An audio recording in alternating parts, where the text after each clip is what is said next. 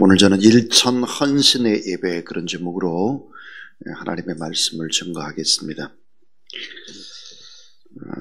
저는 일천 번제를 하나님께 드리면서 받은 은혜와 또 축복이 너무 많습니다. 첫 번째 일천 번제를 드릴 때는 성전 건축을 위해서 일천 번제를 드렸습니다. 잠실 본동에서 문정동으로 이전을 준비하면서 일천 번제와 함께 기도를 시작했고, 교회를 이곳으로 새롭게 건물을 또 구입할 수 있었습니다. 두 번째 일천 번제는 교회가 건강하게 자리를 잡는 것이었습니다. 이곳에. 그리고 이제 아들과 며느리 미국 유학의 문제 때문에 하나님 앞에 일천 번제를 시작했고, 캄보디아의 예배당 건축 때문에 또 기도를 했습니다. 자, 세 번째 일천 번제의 아주 가장 중요한 기도 제목은 장로님의 가정이 복을 받는 것이었습니다. 우리 교회를 섬기는 장로님의 가정에 복을 받아서 이 장로님 가정이 복의 통로가 되는 그런 기도 제목이었고, 또 중국 선교와 북한 선교 잘 감당할 수 있도록 그렇게 했습니다. 지금 저는 네 번째 일천 번제를 드리고 있습니다. 429회를 진행하고 있는데, 네 번째 일천 번제도 첫 번째는 장로님의 가정이 복을 받아서 그 축복의 기름 부음이 흘러 성도들에게 들어가면 좋겠다. 장로님들의 가정이 복을 받지 못하면 참 여러 가지로 어려운 그런 모습들을 이제 보았기 때문입니다. 또 많은 선배 목사님들을 통해서 제가 들었고 또 확인했기 때문에 그렇습니다. 또 하나 일천 번제, 이제 장로님들의 가정 이제 복을 받는 것도 하고, 그 다음에 저희 아들과 며느리 사이에 이제 자손이 태어났으면 좋겠다.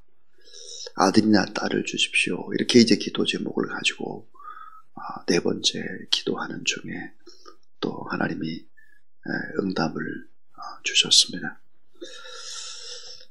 저는 일천 번제를 네 번째 하고 있는데, 돌아보면 저의 목회에 있어서 일천 번제라고 하는 이 아름다운 예배와 또 봉헌은 저를 이끌어오고 주사랑 교회를 이끌고 선교지에 엄청난 일들을 행할 수 있도록 하는 동력이었다. 그렇게 말할 수밖에 없습니다. 저보다 9살이 많은 형님이 계신데 딸 둘과 아들 하나, 조카가 셋입니다. 대학에 입학을 위해서 또 일천 번제를 광성교회 다니셨는데 다 하셨고, 결혼을 앞두고 또 일천 번제를 했습니다. 이 조카들을 보면 다 좋은 대학을 졸업하고 소위 다 안정된 직장, 그렇게 복되게 인생을 살아가는 모습들을 제가 눈으로 봅니다. 열매를 보는 것입니다. 자, 예배가 무너지면 인생이 무너지죠.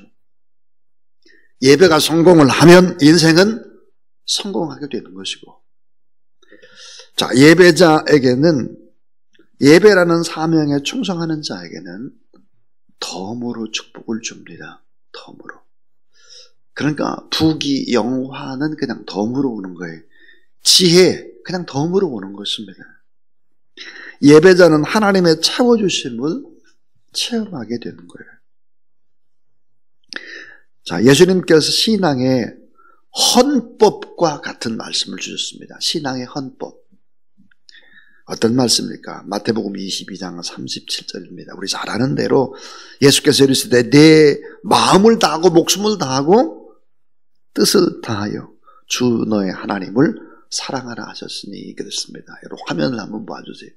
제가 오늘 설교를 할 때 이 화면에 아마 말씀들이 계속 나가게 될 것입니다. 그리고 설교가 아마 조금 빨라질 것 같아요.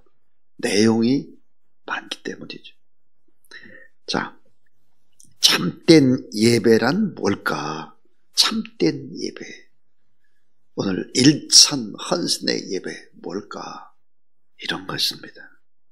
그 첫 번째가 뭐냐면 참된 예배는 자신의 전폭을 다 드리는 것입니다. 여러분 화면에 보면 자신의 전폭을 다 드리는 예배다 그러세요.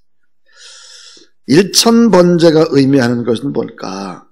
1000마리의 제물을 드리는 것.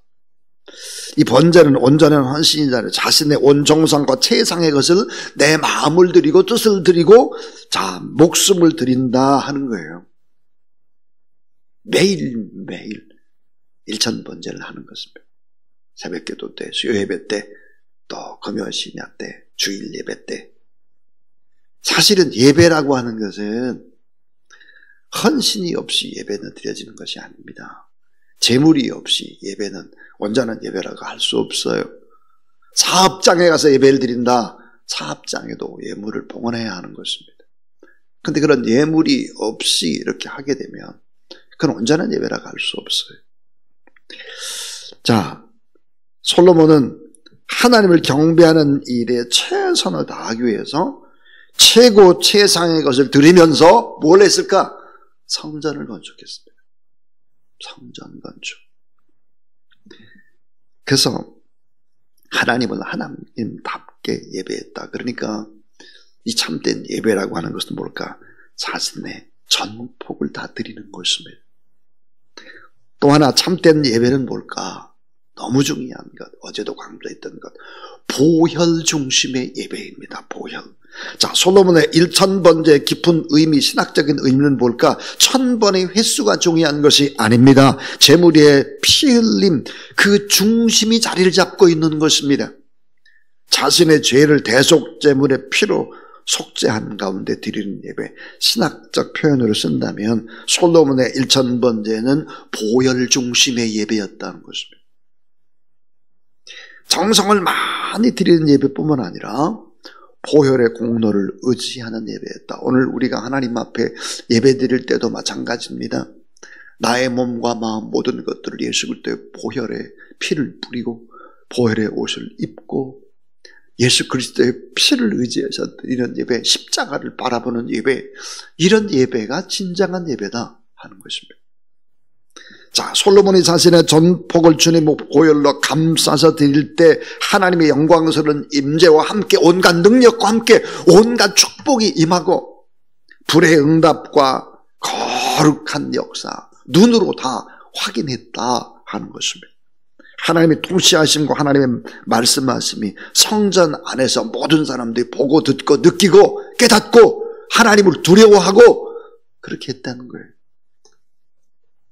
또 하나 이 참된 예배는 하나님의 영광과 능력이 임하는 통로였습니다. 자, 참된 예배는 따라하세요. 참된 예배는 하나님의 영광과 능력이 임하는 통로다. 자, 하나님의 영광, 하나님의 능력이 임하는 통로라는 거예요. 통로. 하나님이 언제나 일을 하시는 것 같지만 언제 일을 하실까? 하나님께 찬양을 올려드리고 기도를 하고 말씀을 받고 감동이 있을 때 하나님은 치료하시고 비전을 주시고 꿈도 주실 뿐만 아니라 내 삶을 조율해가는 것입니다. 예배가 뭘까요? 내 삶을 조율해가는 하나님의 손길을 경험하는 거예요. 자, 여러분, 요한계시록에서 가장 강조하는 중요한 주제는 뭘까요? 예수님의 재림이 아닙니다. 최후의 심판이 아닙니다. 말세의 징조도 아닙니다. 그것은 예배의 중요성입니다. 요한계시록은 온통 예배에 대한 내용으로 가득 차 있죠. 요한계시록에 나오는 사람들이 둘로 구분됩니다. 뭘까요? 하나님께 예배를 드리는 자와 예배 드리지 않는 자. 또 하나님 앞에 그 예배가 상달이 되는 자와 예배가 상달되지 않아서 망하는 얘기입니다. 요한계시록 17장과 18장을 보면 승승장구하던 이 바벨론이 심판과 멸망을 받습니다. 다시 말하면 마귀의 나라가 폭삭 무너져요. 무너지는 이유가 뭐죠? 그 이유는 바로 누군가는 하나님 앞에 예배 드렸기 때문에 예배. 그래서 하나님을 예배하지 않으면 망하는 거예요. 이게 요한계시록이에요. 예배를 드려야 승승장구하지 예배 안 드리면 다 망하는 거예요. 그래서 요한계시록 19장 1절에 보면 아까 요한계시록 17장과 18장이 전부 다 망하는 거예요. 아주 강했던 나라들이 다 망해요. 예배가 온전하지 않으면 망합니다. 요한계시록 19장 1절이에요. 1절에 보면 이 일 후에 내가 들으니 하늘에 허다한 무리의 큰 음성 같은 것이 있어 이르되, 그 다음에 같이 한번 읽어보죠. 시작. 할렐루야. 구원과 영광과 능력이 우리 하나님께 있도다. 17장 18장에서 다 망해요. 근데 예배가 살아나면 어때? 이 온전한 예배. 할렐루야. 구원과 영광과 능력이 우리 하나님께 있도다. 결국은 예배자가 살아나고 예배하는 가정에 살고 나라와 민족이 결국은 하나님 앞에 쓰임받을 수밖에 없고, 여러분 공산주의가 망하죠.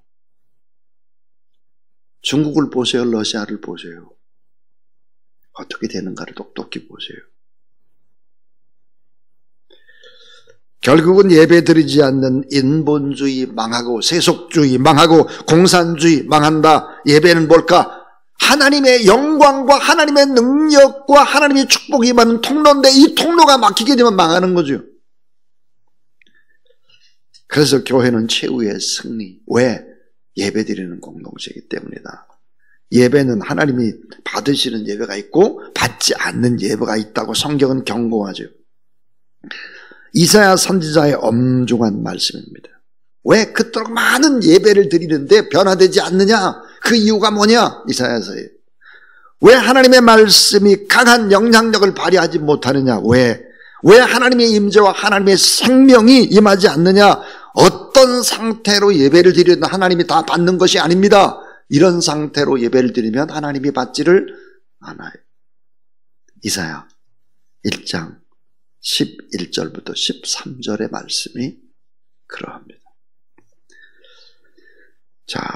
여호와께서 말씀하시되 너희의 무수한 재물이 내게 무엇이 유익하뇨? 나는 순양의 번제와 살찐 짐승의 기름에 배불렀고 나는 소송아지와 어린 양이나 수소의 피를 기뻐하지 아니하노라. 12절에 본 일이 있어요.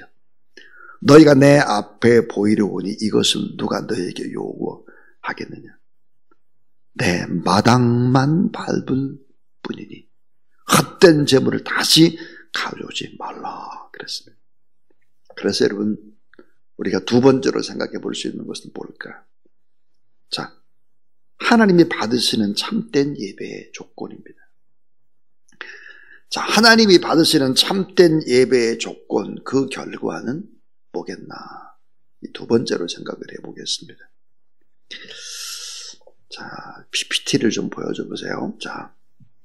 이 참된 하나님이 받으시는 예배의 조건, 그것은 뭘까? 그것은 예배자의 자기 갱신이 있어야 된다 하는 것입니다.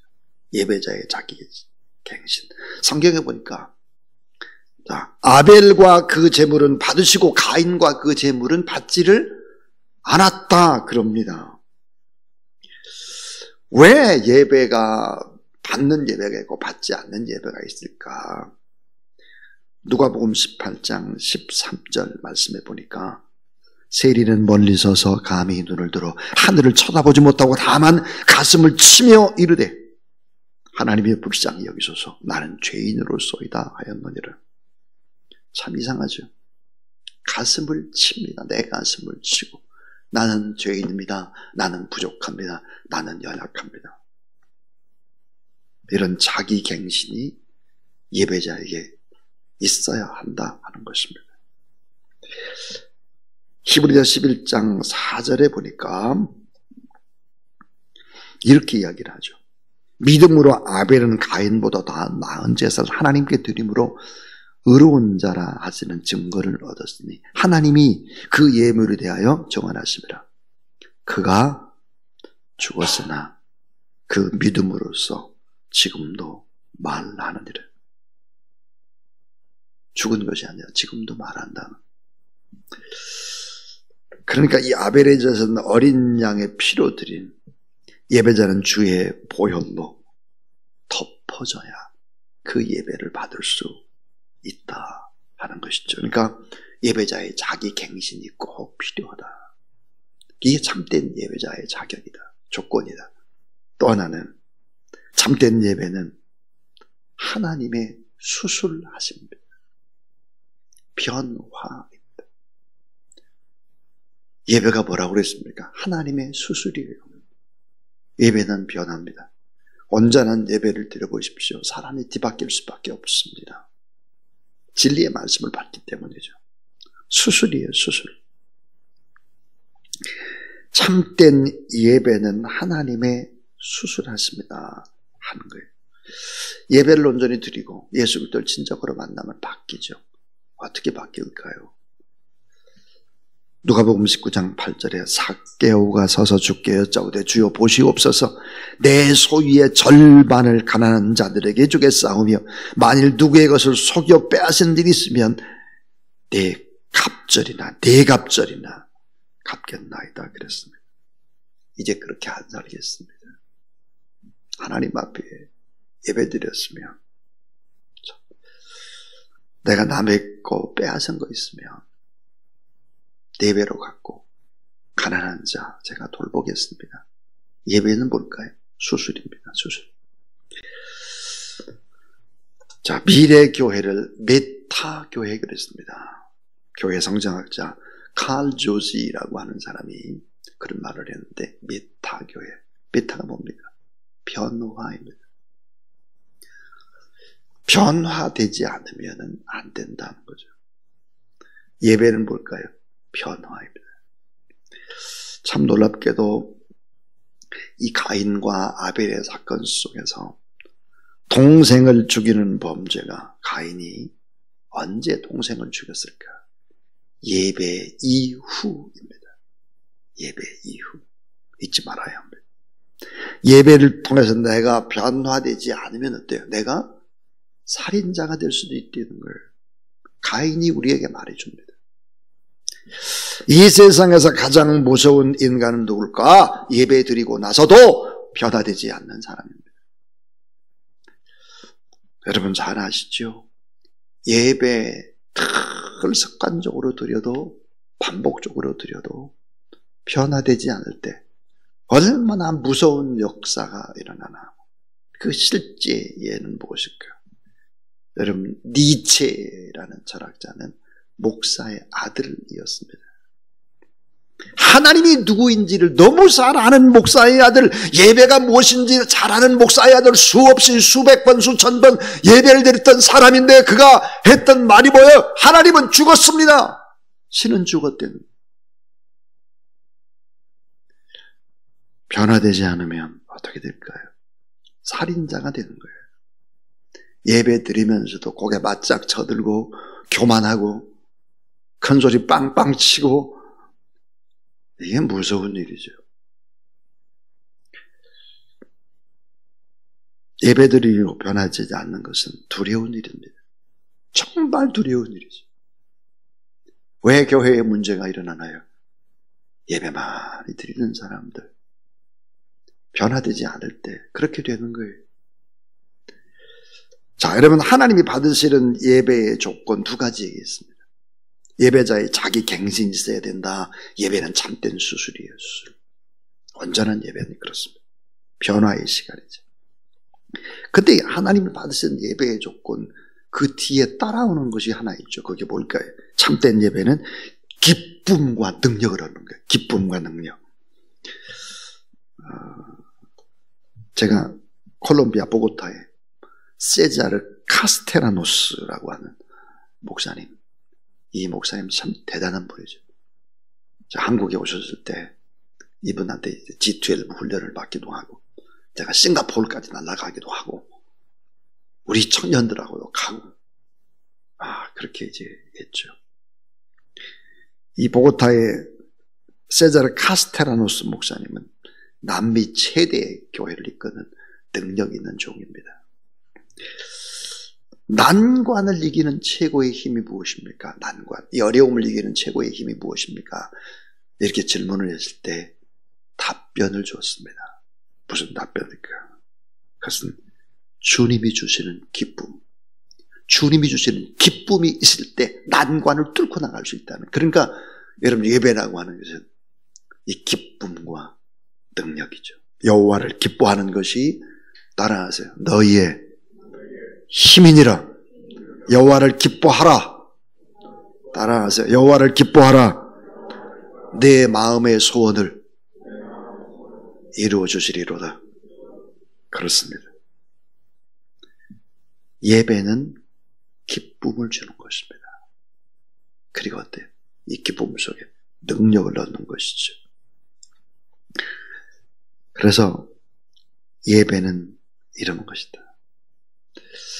자, 이제 저는 결론을 맺으면서 이런 중요한 결론. 참된 예배자였던 솔로몬, 1000번제를 드렸던 그가 얼마나 전심전력을 다해서 예배를 드릴 때 예배자가 얼마나 강할 수 있느냐, 얼마나 강할 수 있느냐를 보여줍니다.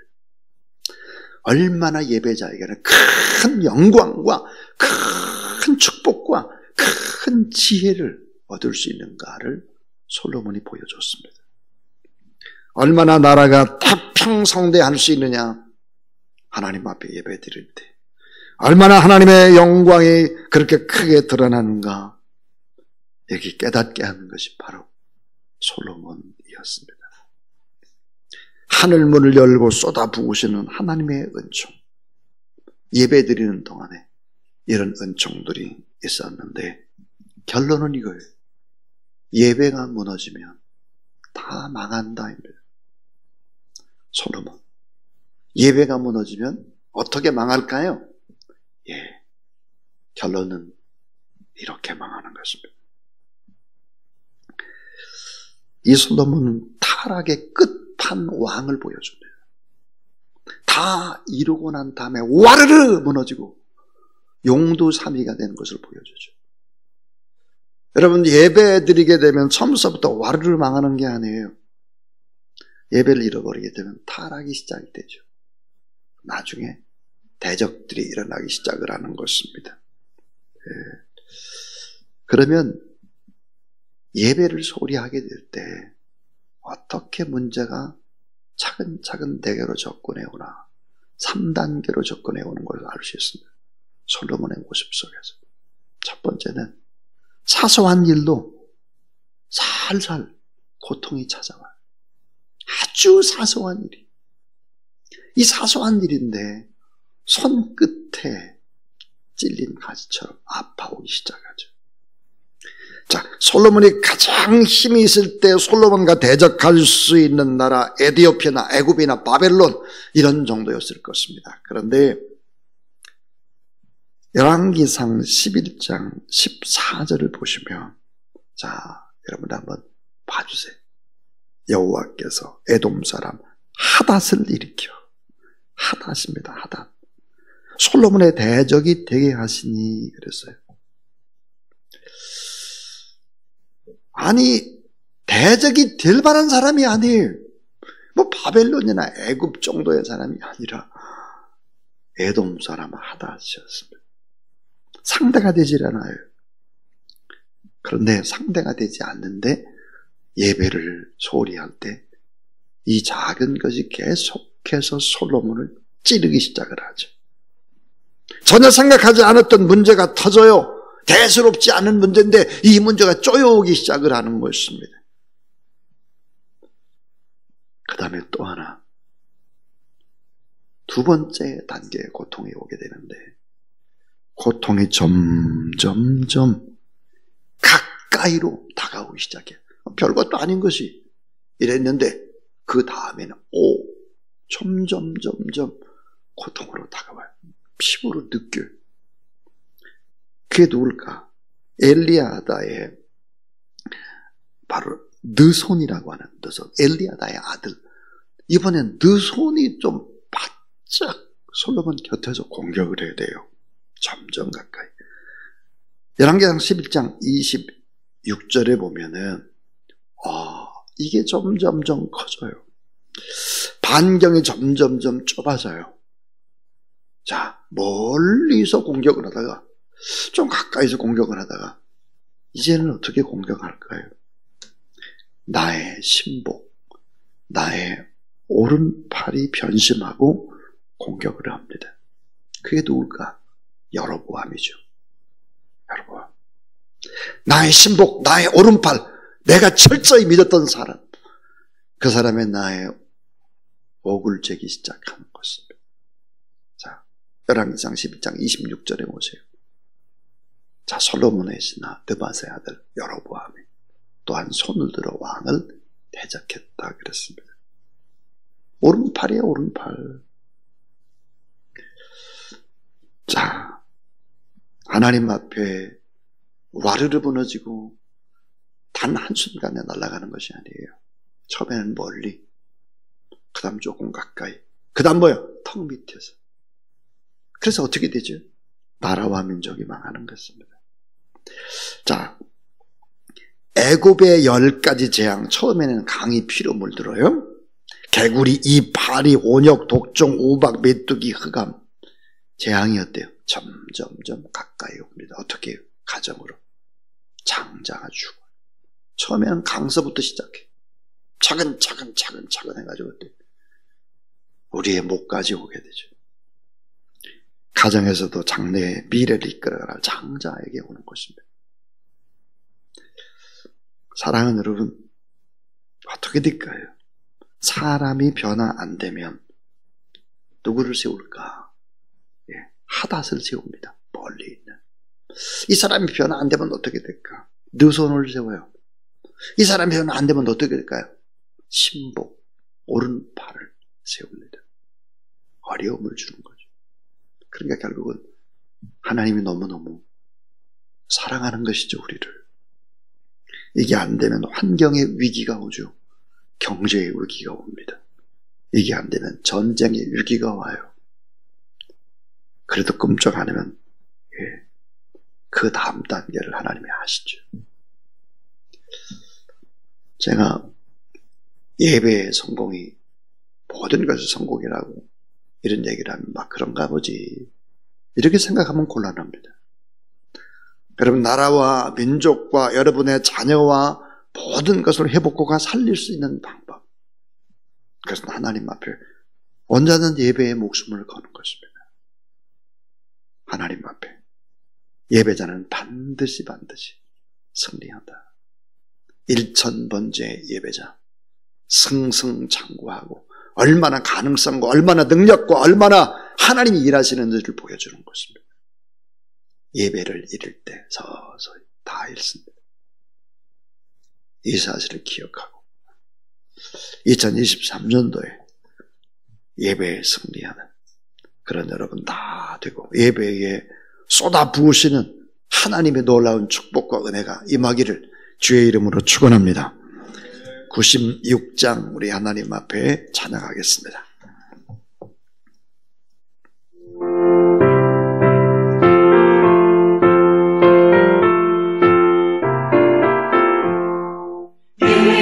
예수님은 누구신가? 우는 자의 위로와 없는 자의 본성이며 선한 자의 높음과